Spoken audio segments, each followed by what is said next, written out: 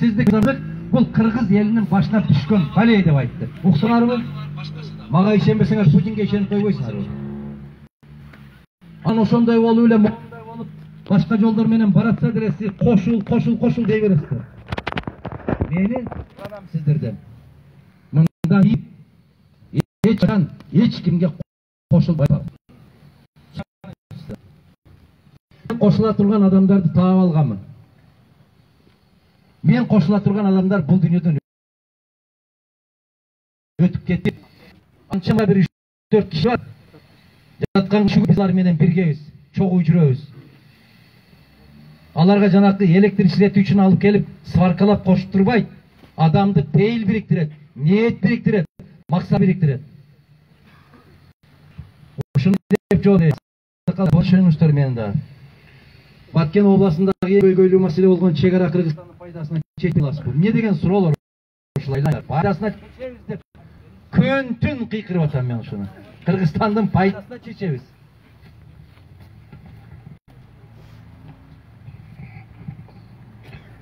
Кыргызстандын пайдасына чечилет. Ушул мезгилге чейин Мадумаров өзүнүн пайдасына эч нерсе чечкен эмес. Чечсе көрөт элеңиздер.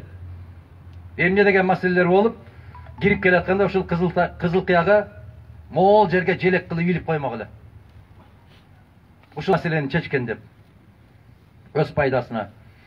Атакан Кемсанбай, сизге оомат ийгилик каалайбыз. Аллах өзү кудосун. Бүгүнкү күндө адамдар ким биликке келсе баш айланып, гипнозда болуп калып жатат. Бул абалдан кандай чыксак болот деп. Сабаттуулук менен чыксак болот.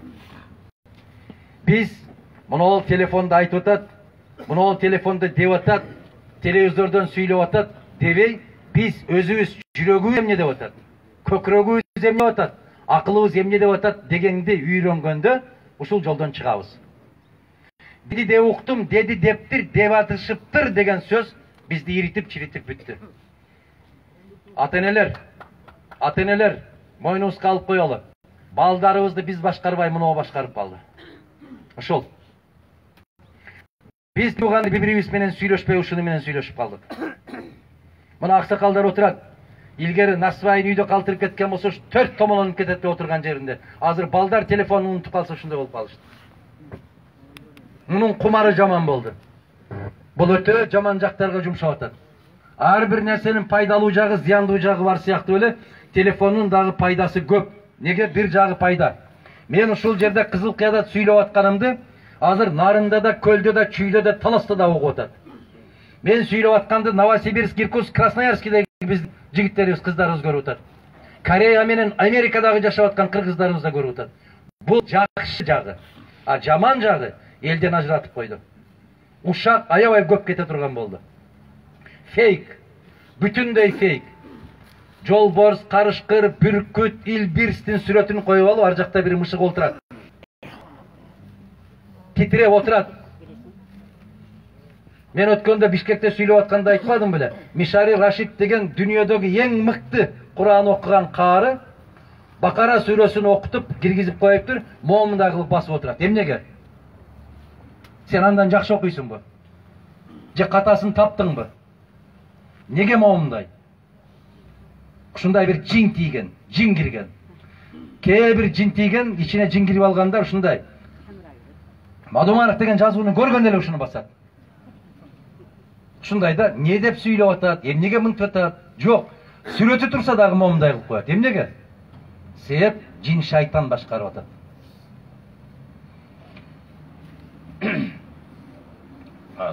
Гипнозда болуп калгандардын баары ошо гипноздун кесепети ошол болуп атат. Кыйкырат бир нерсе деп эле кыйкырат. Эмне үчүн десең билбейм деп коет. Ушул гипноз. Биздин аймакта мөмө жемиш сүт азыктары кайра иштетүүчү республикалык деңгээлдеги заводдорду кандай курсак болот? Мен айткан жолду тандайлы. Кудай кааласа, айткан тартипти ишке киргизели. Алар өздөрүнөн өздөрү курулат айланайында. Биз маселени бутунан баштап атабыз да, баштан баштабайлыбы? Тартип болсо, мыйзамдуулук болсо, баардык нерсе өзүнүн ордуна келет. Билим берүүсү дагы, саламаттык сактоосу дагы, жолдагы, суудагы, пенсиядагы, пособия дагы ордуна келет. Баардык нерсенин башында ошо мыйзамдуулук турат. Bir balam var. Ne deydi? Ayalım ötkөн, mektepte iштейм. 4000 aylık alam. Aylığın var eken 4000, 40.000. Mektepte iштейсиз ошо жазып аткан киши.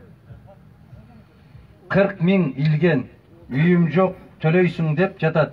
Соцзащитага күйгөндөн келдим. Мага окшогон көп жүздөп саналат. Ошо жүздөп саналгандардын атынан баратам президенттикке.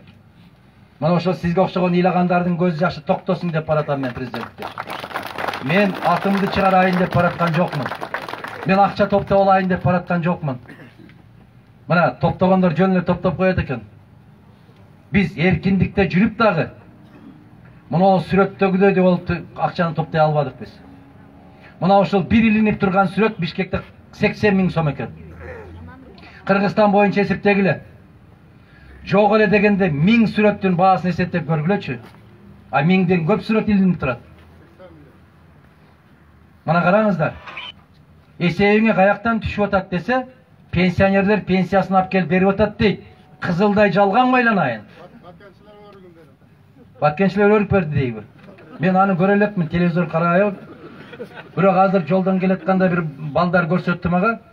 Башта депутат болуп жүргөн Зайнидин Курманов деген биздин коллега бар эле. Ошонун кызы 1 миллион сом которуптур. 5 миллион. 5 миллион сом которуптур. Бул деген 60.000 доллар деген. Кандай бир кыз барып эле ушундай болуп 60.000 көтөрүп коет айланайын. Өзүнүн тууп өстүргөн энесине 6.000 сомго көйнөк алып бербейт дагынан сен президенттик фондуңа деп 60.000 төгүп коебу доллар. Чындыкка ишениш керек да, бир аз жанашыш керек да. Уят маселе мына ушул нерсе. Уят, 1000 жолу кайталайм уят. Бирок биз Кыргызстандын эли ушундайбыз. Канчалык жолубузду тилген сайын ошону жакшы көргөн элбиз биз. Мына кече биримдик деп кыйкырдык. Биримдикти канча пайыз болду Кызылтыяда? Канча пайыз алдык биримдик? Биринчини ким алды?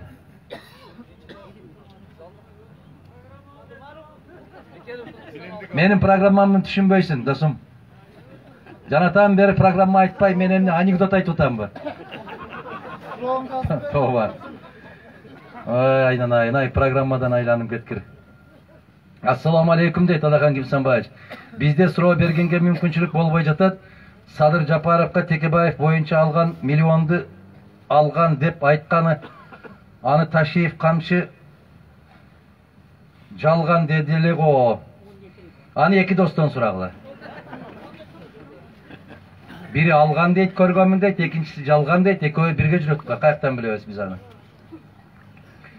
Адахан мырза дейт, мендеги маалымат Кытайдан 1958 жылдары Жапар келген деген, аны Кыяс Молдокасымовдон сурагыла. Мен мага андай суроолорду бербегиле. Каяктан келген, жет атасы кийим, аны муну териштирген менин милдетим эмес. Аны үчүн адистери бар. Ошолордон сурагыла. Саясатчы Таалай Масадыков менен алдыга болгон көз карашыңыз кандай? Түп-түз.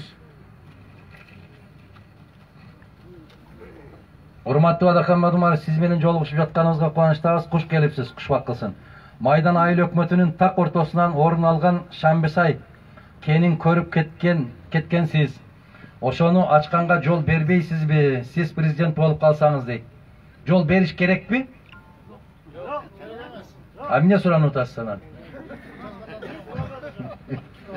Биз Шамбисай болобу, Солтон Сары болобу, Кумтөр болобу, Жетимтөө болобу, не болсо ошол болсун. Көмүр барбы, темир барбы, эмне болсо ошол болсун.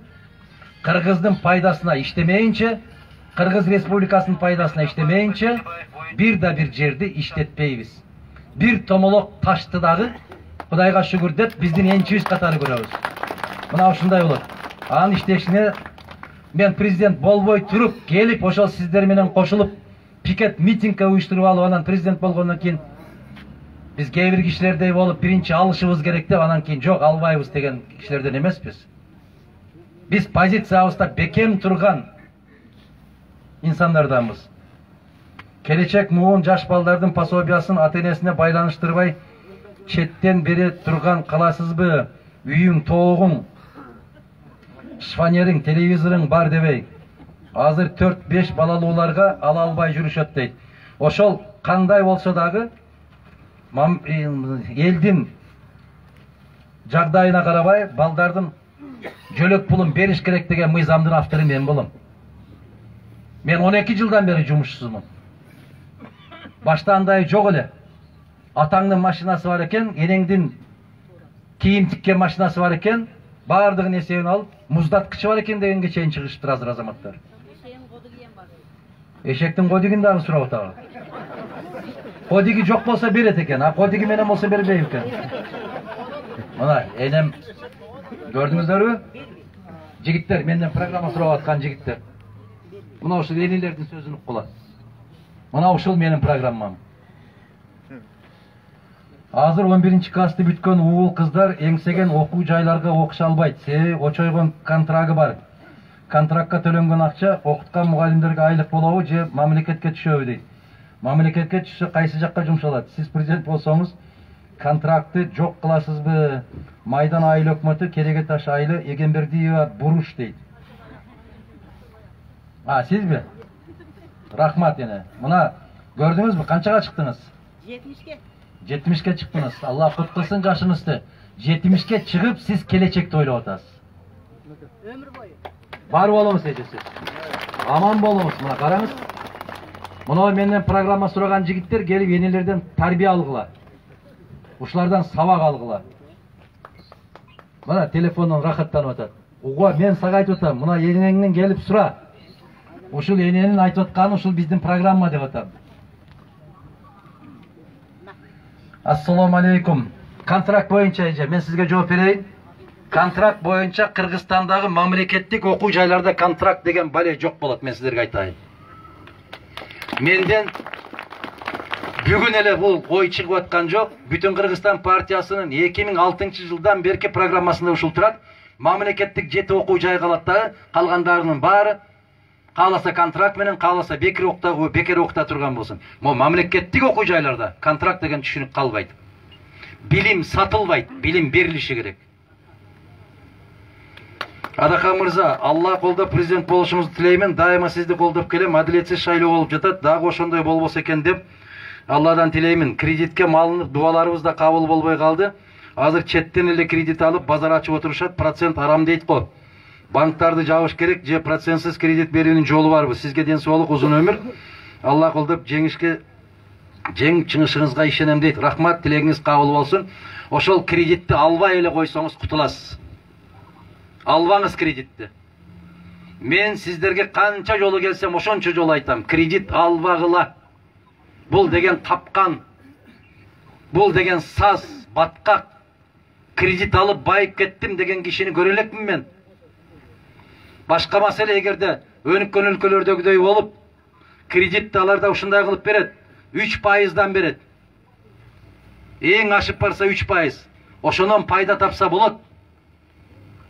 Бирок мусулман өлкөсүндө, мусулман жергесинде үйүнүн көлөкөсүнө туруп койгондон корккон мусулмандар болгон. Биз ошондой болушубуз керек. Иним, менин программам ошондой. Менин программам ошондой. Кудай кааласа. Мына кредит алган дагы арам дейт. Кредит берген дагы арам дейт. Ошону билип туруп, сезип туруп барып алып атпайбызбы? Чубак ажы чырылдаган бойдон кетпедиби? Айла бул дүйнөдө, бул жарыктыкта, тирүү кезиңде айла бар. Айла жок болот ал жакка барганда.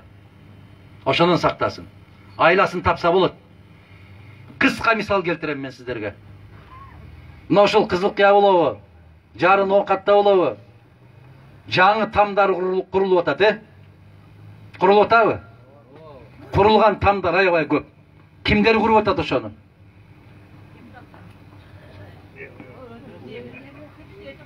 Ustalar kim?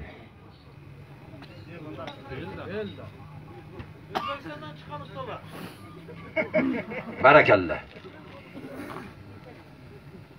O menden programma soraganlar. Paksa kuruş koldan gelebi? Evet. Пайдабал koyuş kerebi? Nege barbaysыңар? Men ар дайым айылга келгенде кызыгып, биздин көчөдө болобу, айылда болобу, үйлөр курулуп аткан болсо түшүп, сурайм мен, куттуктайм, жакшы там салып аттырсыз, андай мындай усталарды чакырып сурайм. Бир да айылдык жигит жок.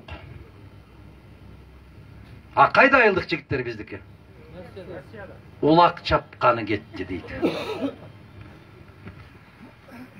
Айылдагылардын көпчүлүгү кайда? Россияда, Казакстанда. А бул жакта калгандар эмне үчүн ошол үйдү курбайт? Эми эсептеп тургула. Пайдабалынан баштап дуалын көтөрүп коюшка 300 000 сом экен. Ушундайбы? Кызылкаяда баа ушундайбы? Эми эсептеп тургула. Ушундай экен. Демек бардыгы бирдей экен. Өзгөндө кандай болсо Кызылкаяда ошондой экен. 300 000 сом экен. 3 бала иштейт экен. 3 бала. Ар бир үйдүн ээси өзү баягындай ылай жасап подсобник болуп иштешет экен. Кошум жардам беришет экен. 300 000 экен. 5 үйдү катары менен алат экен. 2 айга жетпей 5 үйдү бүтүрүп кетет экен. 3 бала, 5 үй, 1,5 миллион сом. 1,5 миллион сом. 2 айга жетпейт экен. Үчөөнө бөлсө 500 000ден тиет экен. 2 айда бүтүрсө, демек айына 250 000 сомдон табат экен.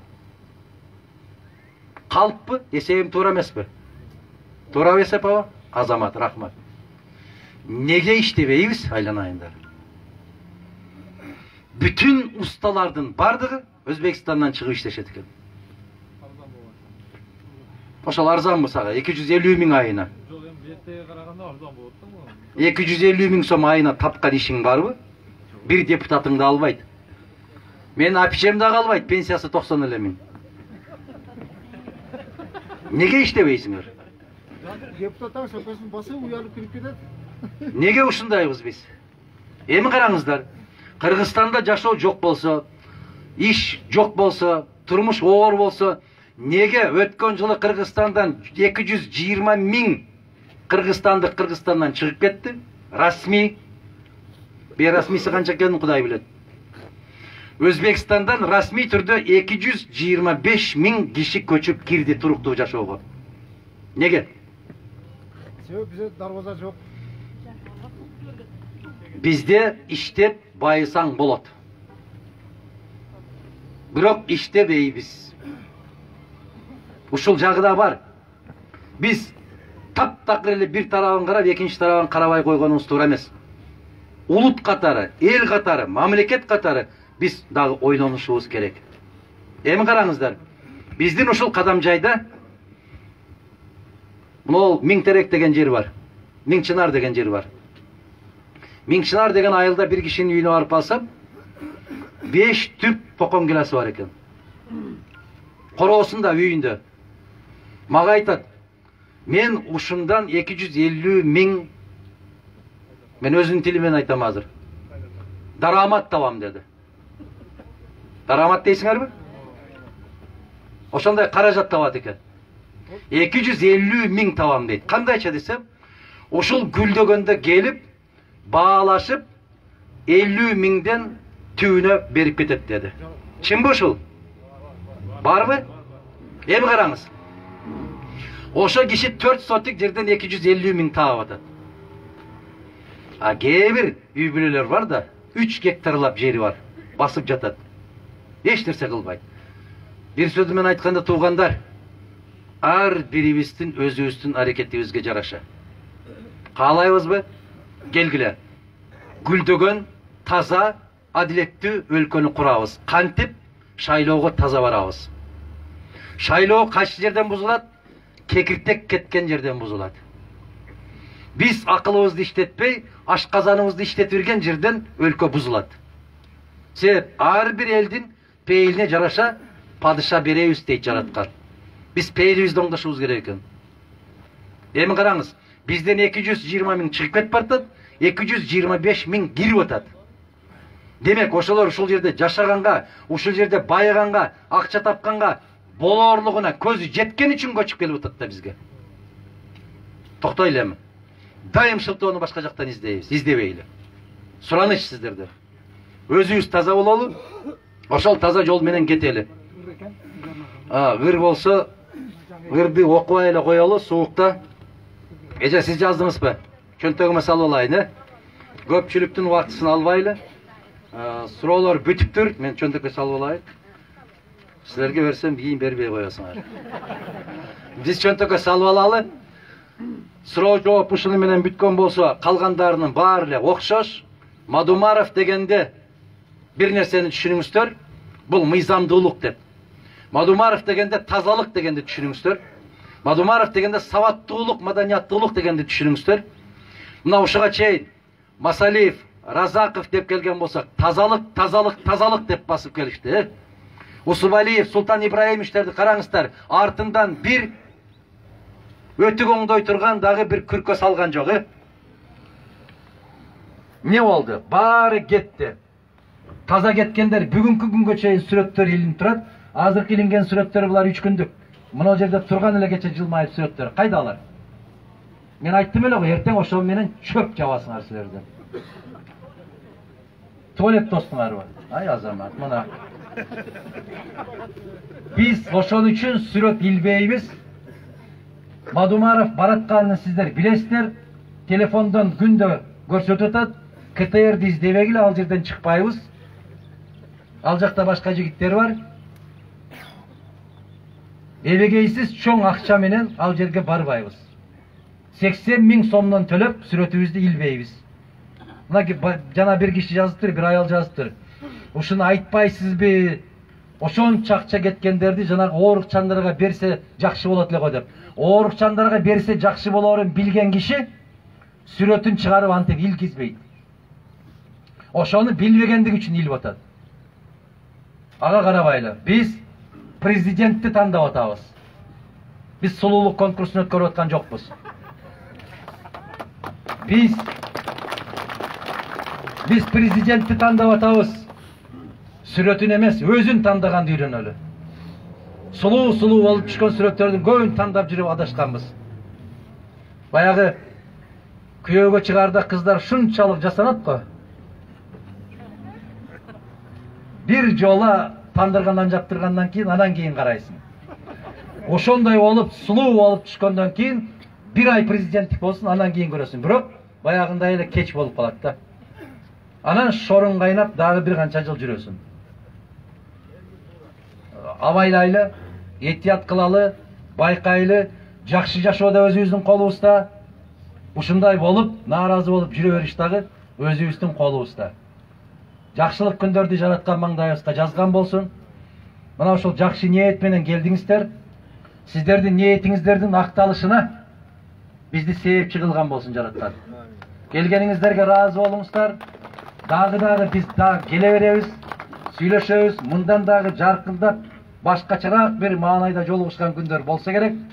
Бизге дагы жетекчилерге инсап берген болсо анча-мынча клубтарды ачып берер күндөр келер.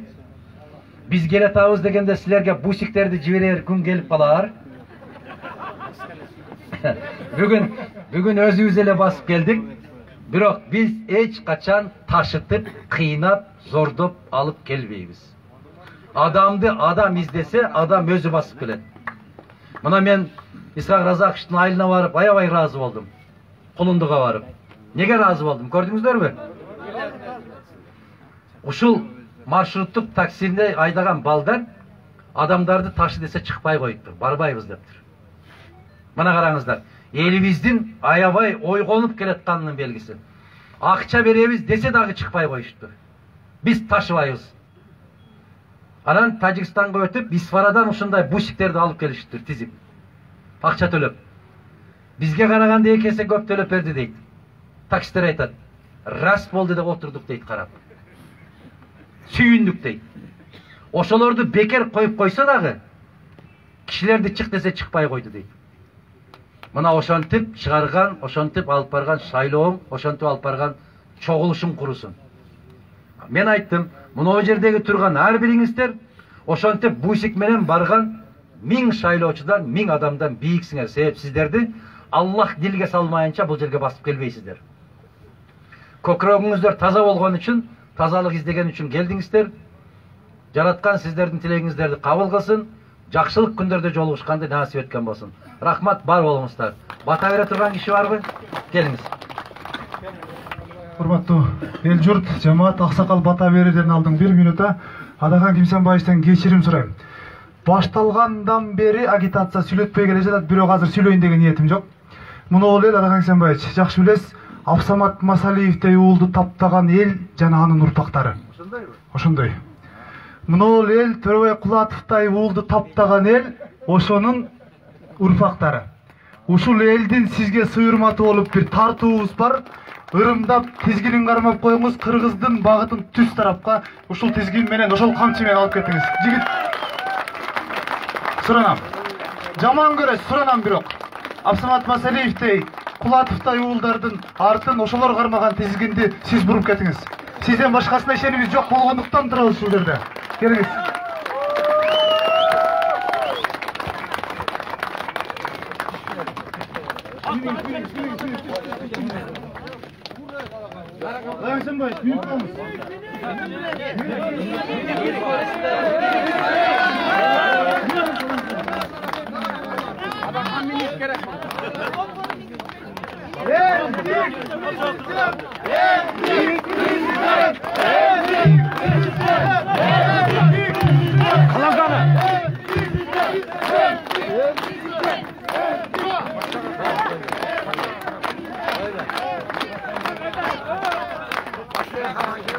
Колонкан кереги жок, микрофон кереги жок.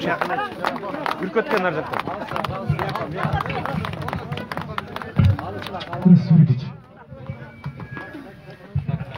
Рахмат. Адахан, сен президент болып келсең, сен атыңа мен тоқым тігіп тайлар. Амин. Айттарыңыз болсын. Болды мына. Тоқымды да болып қалды, Құдай қаласа. Рахмат. Алла разы болсын. Мен разымын. Керемет. Мына ол асыл тұқым. Қараңыз, мойнын қараңыз. Біз дағы айылда өскенбіз. Біз дағы ат миніп өскенбіз дегендей білеміз. Чоң рахмат сіздерге. Жақсылықтарға бұйырсын, аманшылық болсын. Мына ушул атты мындай кылалы аксакалдар. Жок. Ушул жерде кармайлы. Ушул жерде кармайлыдагы кандай өзүңүздөр чечим кабыл алсаңыздар ошого жараша болсун. Жарайбы? Ийгилик болсун, аманчылык болсун. Рахмат. Адахан Кимсенбаевич, менде болот ар келгенде Кыргыздын жашыгында чаап улакка минип турасыз, Кудай кааласа.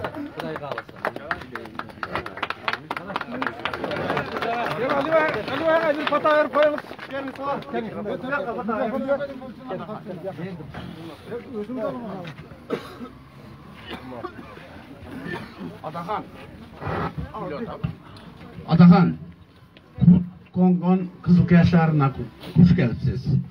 Bardığı jürögü menen sezip, oylanıp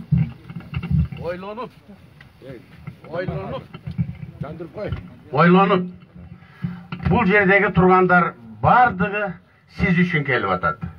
Allah koldasun. Sizge uzun ömür kalayız. Bala çakağınız menen tınç bolun. Amin. Allah koldop, şu oylagan oyga prezidentike jetişine Allah koldasun. Amin. Allahu akbar. Жақсылықта жолығалы. Рахмат, рахмат чоң. Ажеке бата берем дейт. Ажаба бар экен, келгиз. Бисмиллахиррахманиррахим. Ассаламу алейкум. Мен эки сүйлөсөм болбойт да дагы. Бир хикая айтып берем, кыска гана. Эки дос жолоочу болуп жолдо кетип барса, кыштын күнү суук болот. Экөө кеч кирип кеткенде бир үңкүргө киришип түнөп калышат. Экөө кучакташып, эптеп-септеп таңдап туруп, бири көр болот, бири соо болот. Соо тышкарыга чыгып кетет, көр ичкерide калат. Кийин көр сыйпалап отуруп, ошол жерден үңкүрдүн ичинен бир таяк таап алат. Кармаса ушундай жылма, сулуу, жакшы таяк экен. Бир жагы жоон экен, бир жагы уштуу экен. Баягы ушундай Кудай бердим, таяк таптым деп таякты таянып тышкарыга чыкса, көзү соо, досу тышкарда турган экен. Ай, колуңдагы неме десе мен таяк таап алдым дейт. Досу көрөт да, эй досум, айнанайын, бул таяк эмес, бул жылан дейт. Жылан акасы кышта катып калат экен. баяғы көр айтады, дейді. Bir жақсы таяқтар отым, шуны дағын көре албай жатат, қызғанып отат деп ана екен. Таштабай қой. Кішкене уақыт өткеннен кейін күн жылайды, қолда баяғы жыланға жан келеді, чағып өлтіреді. Сол досы көріп тұру айтса ұнамайды баяғы. Біз дағын Адахан қанша жылдан бері чырқырап билеп айтып отыр. Айнан айын елім жұртым, мынандай болады, ертең шындай болады десе, ешкім ұнамайды, нарғыны қылаттағын дағын арманда жүріңіз. Ертең аздағын чырқырап айтып отыр. Не біз адам өлгеннен кейін жақсы дейміз бе? Тура. Еліміз біз азыр құлқ мінезіге жасап падишасы келеді. Кече бұяқ айтықтан Сооронбайды деген башқалар деген аз бүт башқа жаққа өтті. Бірақ Алла үшін, қалыз, келечегіміз үшін ақылымызды іштетіп Алла Тағала бізді адам қылып жаратты, ақыл берді. Екі жақты қарайлық, ұғайлық. 10 январға тең кішкене уақыт бар. Ойланғыла. Алладан тілейлік біздің Қырғызстанға. Мен Адаханға Алладан тілеймін. Күш қуат берсін, себеп çıkısın. Бірақ кейбіреулер Құдайдың ордыға шunu емі ушыл оңдайды дегендер тұрып алды. Құдай бірінші ширк болып қалады. Құдай бізге берсін. Құлқ мінезуге біз сатылдық, біз сатқыншы келе береді. Өзіміз бұрылып кеттік, бұрылғандар келе береді. Ошондуктан жүрөгүбүздү кармап, Кудайдан тилеп, сурап, эртеге бизге бир адыл, таза, Кыргызстанды оңдой турган, көтөрө турган, элдик бүт мамлекеттер менен тең ата сүйлөшө турган бир падыша берсин. Ошого бизге Аллахым себепкер кылсын. Сиз билем Кудай буйрук, Кудайдан коркосуз, кайтпаңыз сөзүңүздөн. Элди оңдойдуңда акырга чейин жүрүң. Biz аны акырга чейин колдош бизге насип кылсын. Амин.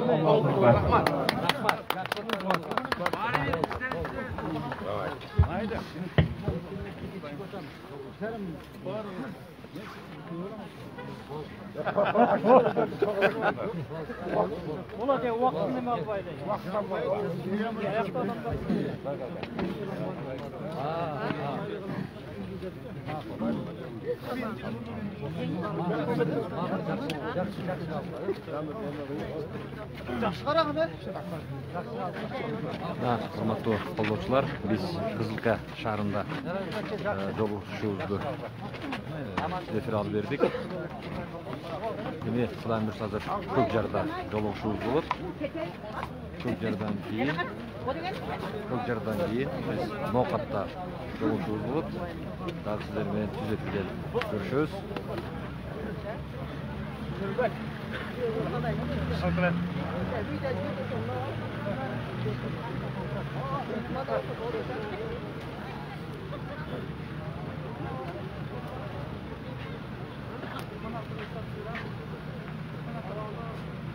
Көкжардан түз эфирден жолукканга чейин саламатта калыңыздар.